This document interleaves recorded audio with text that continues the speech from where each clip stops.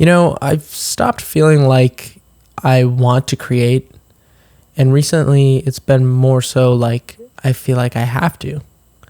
If you want to use the analogy of the tides itself, it's like this rising, falling, and constant return over and over again of this compulsion to create. And even here, away from all the noise of daily life, trying to get away and escape the city for the shores, the voice in my head that tells me I need to capture those amazing moments to write or talk about or express how I feel about those simple joys that I get. That voice gets louder and louder as I age. I just turned 27 a couple of weeks ago, and the resonating feeling is that like an ocean, always moving, never at rest, again, a rising and falling forever tide, my brain constantly goes back to the same things, and I think humans have always been like this. It's that we want to leave a mark wherever we go. I was big on leaving my legacy when I was younger, and as I've gotten older, realizing that no matter what we leave behind, it won't last, but we still try. Maybe the lighthouse or the sculpture or the artifact that someone spent their whole entire life building is just from the feeling of wanting to be remembered or to be seen. But the compulsion to do this isn't a peaceful one. It's quite restless, actually. It's demanding. It's like, once again, the storm at sea.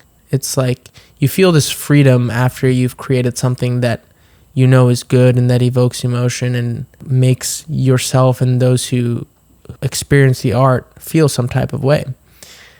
But to get to that point, it's not always a glamorous or an exciting path. It's more so a tedious one, a one where you have to constantly battle the voice in your head that's telling you that you don't really need to capture that moment. You don't really need to share what it is that you're feeling inside by showing the world through the lens of your own eyes.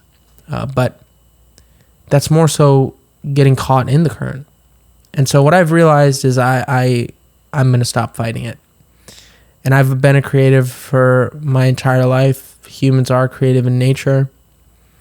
And my biggest lesson to myself is to make sure I treat that creative urge like a companion, carry it around with me, and celebrate it just like any other part of myself, and not try and suppress it or tell myself it's not worth it to capture or to document or to enjoy and slow down.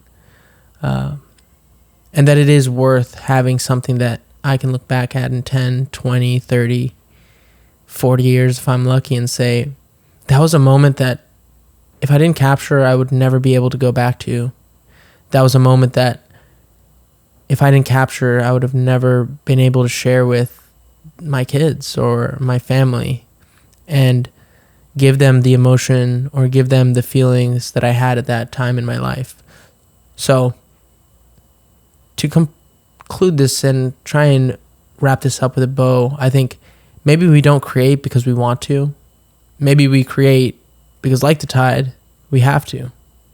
And maybe that's enough, knowing that this is a part of our lives and we don't have to give it up or give it away just because of what career we're in or what path we decide to take in life. But in fact, we need to, like I said, make it a companion and make sure we take it with us wherever we go for as long as we go.